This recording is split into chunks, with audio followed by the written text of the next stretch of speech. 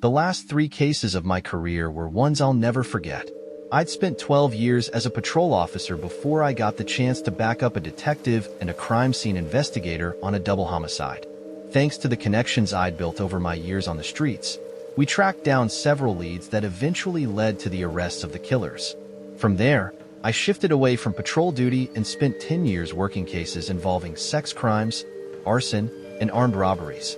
I dove into advanced training, took workshops, and studied offender patterns by poring over old case files. Later, I worked with narcotic squads, handling violent assaults, and occasionally stepping in on a murder case. Eventually, I stepped into a retiring detective's role and got paired up with his old partner, Steve. I already knew Steve from before, and together, we made a solid team. I'm laying all this out to make one point.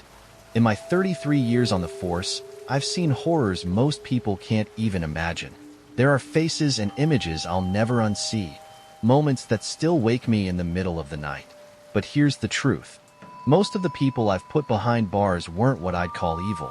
They committed their crimes for some reason, selfish, misguided, or desperate as it might have been. Then there are the criminals who fall somewhere in between. They cross lines and make things worse than they had to be, but they don't leave you questioning humanity itself. And then, there's the other kind. The ones who do the unthinkable, not for money or revenge or any twisted motive, but just because they can. Alice Harrington was one of those. She wasn't just a criminal. She was the first person I ever met who I could confidently say had pure, unfiltered evil in her. Alice was a registered nurse who ended up working in an OB/GYN clinic in one of the city's struggling neighborhoods. The clinic already had a reputation, terrible miscarriage and stillbirth rates, but they kept the numbers buried and out of public view. Eventually, word got out in the community. Families started talking, and we got a call at the station. Normally, that kind of case wouldn't land on my desk, but we were shorthanded. So Steve and I got tapped to look into it. What we found still makes me sick. Over her 23 years at the clinic, Alice was linked to more than 2,000 miscarriages. She'd been giving pregnant women a chemical cocktail, claiming it would help them sleep. But in reality, it slowly killed their babies as they developed. It didn't stop there. In several dozen healthy births, Alice would tell the parents she needed to clean up the baby. Then she'd come back with the grim news that their child had died. When we dug into those cases, we started uncovering a much darker theory. We believed Alice wasn't being honest. These babies weren't dead. She'd been lying to the mothers, secretly selling the infants on the black market to the highest bidder. A healthy baby could bring in a fortune, whether for organ harvesting, stem cell experiments, or worse. Things too horrific to even say out loud. We also suspected racial motives. Almost all the miscarriages and supposed stillbirths happened to black families. But Alice denied everything, flat out. I'll never forget watching her during our first interview. On the surface, she looked normal. She smiled. Her face moved naturally, and her words flowed easily. But her eyes told the real story. They were empty, dark, like staring into a void. The longer you looked, the more uneasy you felt. Even after her trial, when she was sentenced to multiple life terms, Alice insisted she'd done nothing wrong. But she was just the first. The next time I ran into that level of evil was on a case that unraveled into something much bigger. It started with an attack during a beach volleyball tournament. The event was massive, hundreds of teams, over 300 players of all ages competing on 50 courts spread out across the city's biggest beach. On the first morning, during warm-ups before the games even began, one scream cut through the air, then another. Within minutes, there were 100 people screaming. More than a third of the players required immediate medical attention. Their legs, hips, stomachs, some even up to their shoulders and faces, were slashed with deep, bleeding cuts. You could see the shock and pain on every face. Someone had gone out to the beach the night before the tournament and planted hundreds of flat wooden boards, each with a razor blade sticking up in the middle like an upside-down T. The traps were carefully buried under the sand, just out of sight, with the blades angled upward. It must have taken hours to set everything up. Thankfully, no one died, but the injuries were devastating. We saw hundreds of cuts. Several young athletes even had their Achilles tendons sliced clean through. For them, any chance of a future in sports was gone in an instant. Like always, we started our investigation at the scene, working our way out in tight circles. While forensics combed through the beach, Steve, my partner, and I interviewed the tournament organizers to figure out if anyone had a grudge or motive to sabotage this event specifically. That got us nowhere. Forensics didn't have better luck. The crime scene was a nightmare. Footprints, shoe prints, and sandal tracks were all jumbled together, making it impossible to find anything usable. Every blade and piece of wood had been bleached before being buried, wiping away all traces of evidence. There weren't any cameras on the beach itself. The only security camera was in the parking lot, and it didn't pick up any vehicles during the hours of midnight to 7 a.m. Our phones didn't stop ringing with tips, but none of them panned out. A month in, the case had completely stalled. Then another case landed on our desks, stretching our already overburdened department even thinner. This one was a fire at a senior's home along the city's waterfront. The fire had started in the basement, where accelerants had been used, spreading quickly through the first 2 floors. In no time, the entire 8-story building was up in flames. 22 residents and 9 staff members died, all from smoke inhalation. We pored over what security footage survived, but came up empty. No one suspicious showed up in the parking lots or at the main entrances, and the footage for the rear of the building was destroyed in the fire. Another dead end. Then a third case came our way, a mass poisoning at a junior high school cafeteria. This one was the worst yet. 23 people were dead, including 15 kids, and more than 100 others were severely injured. The investigation revealed someone had broken into the school overnight. They'd poisoned everything in the cafeteria, stockroom items, fridge, freezer, you name it, with arsenic. It's honestly a miracle more people didn't die. This time, the school security cameras captured something. On the footage, we spotted a person dressed in black from head to toe, wearing a ski mask and hoodie. They used lockpicking tools to get in and out through the back door leading into the kitchen. Then they sprinted across the soccer field and toward the water. That's when everything started to come together. The beach volleyball courts, the seniors' home, and now the junior high, every single location backed onto the water. The school even advertised its access to the sea, offering kids activities like rowing, sailing, and swimming. The seniors' home had been partially marketed for its ocean view. It started to click. We were probably dealing with the same person behind all 3 crimes. We marked the locations of the crimes on a map and scanned the coastline for marinas, harbors, and docks. Then we started checking every known waterfront hotspot for security footage. It took hours of poring over clips from the dates of the crimes. Finally, something stood out. One particular boat caught our attention. An older black speedboat with a lone driver. Inside, we could see a red light glowing from the cabin. The same boat appeared near all 3 crime scenes. We printed photos of the boat and took them to marinas and docks up and down the coast. Not a single dock worker or resident recognized it, nor did they have any record of it docking there. That's when we realized it had to be tied to a private residence. I called up a buddy of mine, Larry, who works in narcotics.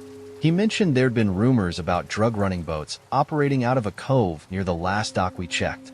Turns out, the drug users around here stopped hanging out in alleyways and rundown apartments. Instead, they started living on small boats and dinghies, turning them into floating drug dens. The thing is, these boats were hard for the cops to raid or even investigate. You could anchor one in the cove or out in the nearby channel and stay there for up to 6 months without anyone making you leave. Of course, nobody ever bothered to enforce that 6-month limit. So, more and more boats kept showing up, crowding the cove with floating drug houses. That's when Larry decided to step in and help. One night, he slipped into the cove and started checking out about 30 boats, all tied together loosely. Eventually, he found the black boat we were looking for. The owner was a guy people called Red. He was a dealer who let folks shoot up on his boat and crash there afterward. The next night, Larry went back, and Steve and I followed from a distance with the Coast Guard.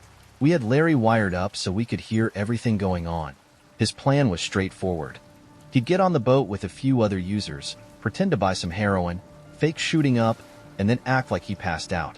So, Steve and I listened in, catching snippets of casual conversation as the others on board bought their drugs and started getting ready. It didn't take long before all the voices went silent, including Larry's. That's when this rough, irritated voice called out, asking if anyone was still awake. Nobody responded. Then the voice, who we assumed was Red, let out this strange laugh and said, "Good." After that, we heard some shuffling, and then the boat's engine roared to life. The black boat sped away, leaving the cove behind. Thankfully, Larry had a GPS tracker hidden in his shoe. Steve and I watched the tracker on a monitor as the boat headed out to sea. The Coast Guard killed all their lights and followed quietly from a distance. We kept listening. After a few minutes, the engine shut off. Then we heard the sound of chains dragging and clanking together. Larry's voice came through the mic, low and frantic. "He's chaining us together. There's an anvil on one end." Our captain didn't hesitate. He flipped on the lights and sirens, and the boat surged toward the blip on the radar. Over the mic, we heard Red's reaction to the sirens. He was panicking. Larry told us later that Red was about to toss the anvil overboard.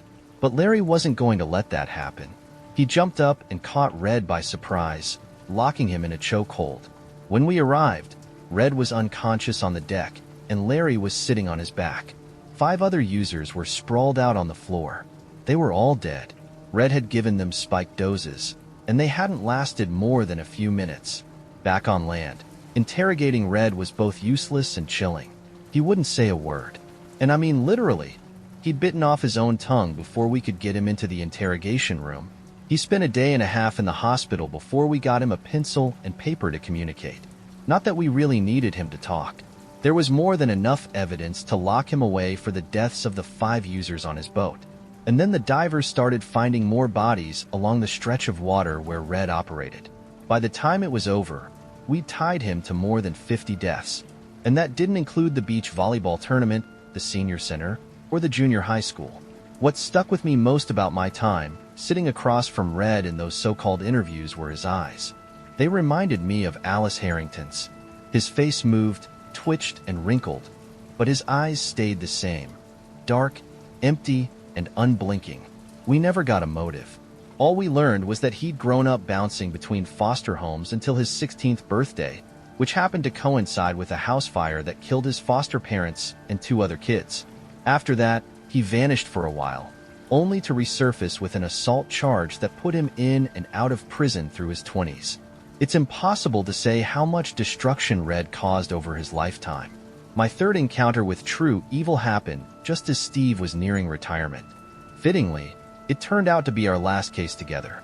We'd been investigating the separate disappearances of 6 young women, all white and aged between 18 and 22. It didn't seem like a grooming gang, and we'd ruled out human trafficking.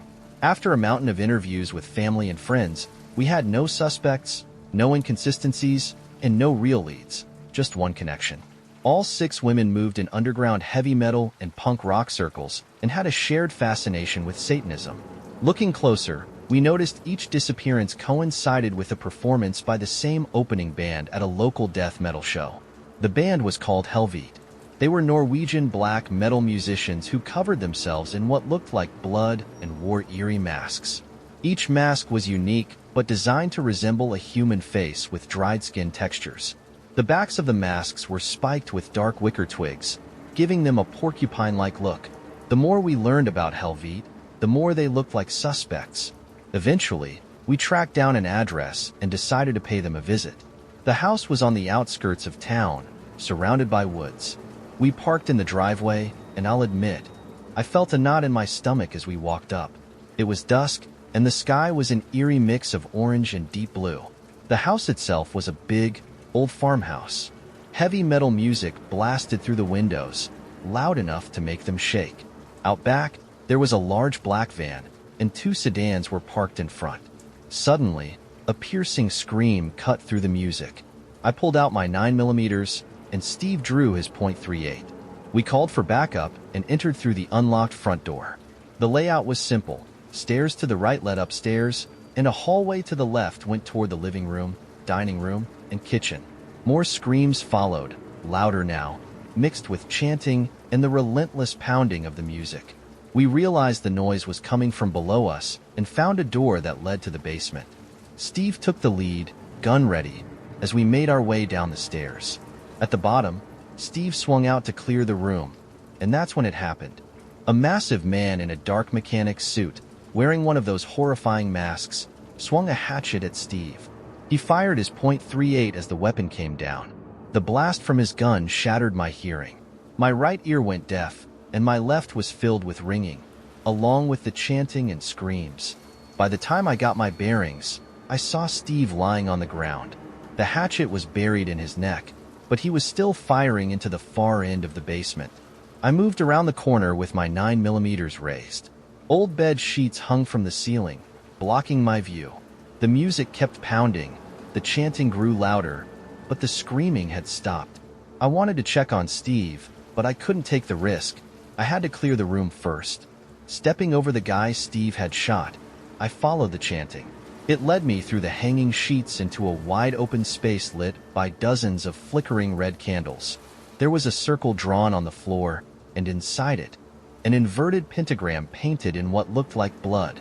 In the far corner, the ground turned to dirt, and I could see several graves sticking up from the earth. At the center of the pentagram, a young woman, barely clothed in rags, was chained to pegs in the ground. She had just given birth.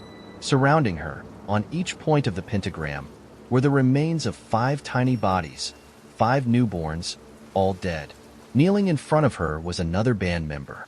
He was smaller than the guy who attacked Steve, but dressed the same, in a dark jumpsuit and a mask that looked just as disturbing. In his hands, he held the crying baby the woman had just delivered. 2 more figures stood behind him, one on each side. The guy on the right was holding a massive 2-handed sledgehammer. Its thick wooden handle looked ancient, and the mallet itself was solid iron, carved with symbols and soaked in blood. The other one, on the left, held an open book. He was leading the chanting, his voice low and steady, full of malice. For a moment, none of us moved. We were locked in some horrible, frozen standoff. The guy with the sledgehammer moved first, lifting it to swing at me. I leveled my gun and fired twice into his chest, dropping him. Then I turned to the other 2. The man with the book threw it at me and charged. I managed to fire 2 shots into him, but his momentum carried him right into me, and we hit the ground hard. My head slammed against the floor, and my vision blurred. Everything sounded muffled, like I was underwater, but moving way too fast.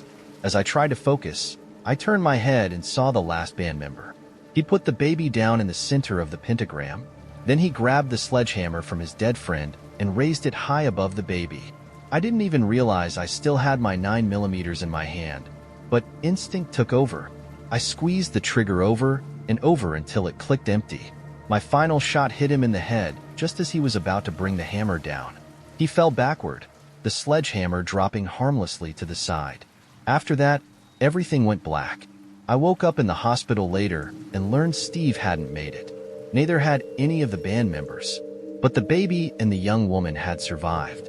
At least there was that. The investigation was handed off to 2 other detectives.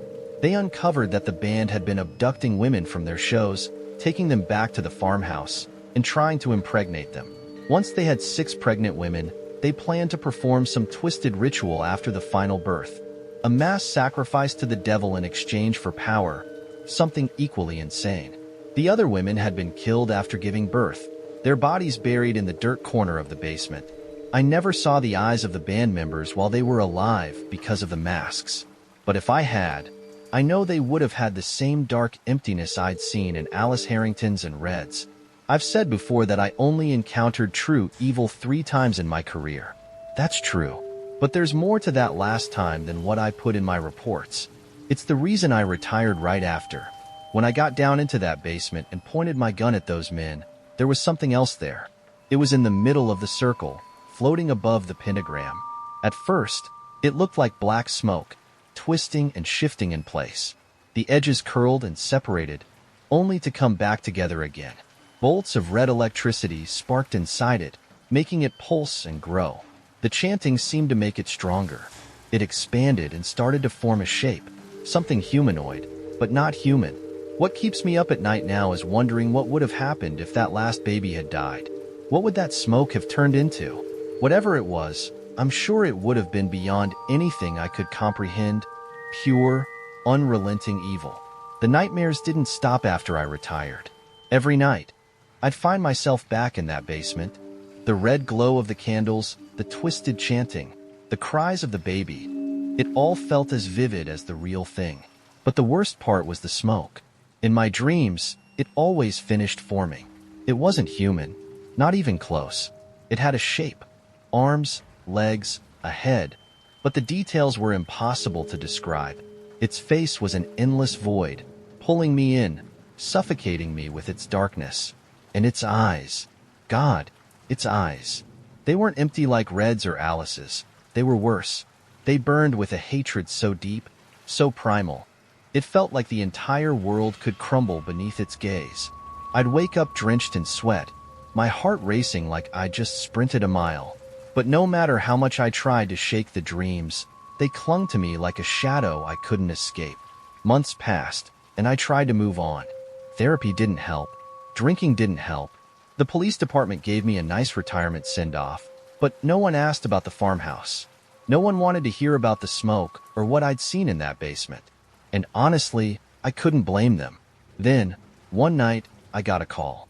It was the lead detective on the case, the one who'd taken over after Steve died. His voice was shaky, like he didn't want to say what he was about to. "We found another one," he said. My stomach dropped. The farmhouse had been burned to the ground not long after the raid. A freak electrical fire, they'd called it, though part of me always wondered if someone wanted it erased. But now, in a remote cabin 3 states over, they'd found a scene eerily similar. Another circle, another pentagram, more graves, and another young woman barely clinging to life. There was one key difference. This time, there was no baby. I didn't ask any questions. I just grabbed my old badge and my 9mm and hit the road. When I got to the scene, the place was swarming with local cops, reporters, and curious onlookers. I flashed my retired badge, and they let me through. The lead detective, Joe, I think his name was, filled me in. "The woman's in the hospital," he said. "She's alive but hasn't spoken yet." Same setup as the farmhouse. Candles, pentagram, everything. "Any suspects?" I asked. Joe shook his head. "None. Whoever did this is long gone." "But," he hesitated, his eyes darting to the cabin, "there's something you need to see." Inside, the air was heavy, suffocating, like the cabin itself was holding its breath. The pentagram was still there, painted in dried blood. The candles had burned out, leaving trails of wax across the floor. And in the center of the circle, where the baby should have been, was something else. It was a mark, a scorch, like something had burned straight into the wood. The shape was impossible to describe, jagged and uneven, but it pulsed faintly, as if it were alive. "None of the forensics guys can figure it out," Joe said quietly. "It doesn't match any known symbols, and the burn goes deep, through the wood, through the concrete foundation, straight into the ground. Like it was made by something not of this world." I didn't need to hear any more. I already knew. Whatever I'd stopped in that farmhouse wasn't finished. And now, it was starting again. This time, I wasn't sure I'd be able to stop it. But I knew one thing for certain. I had to try.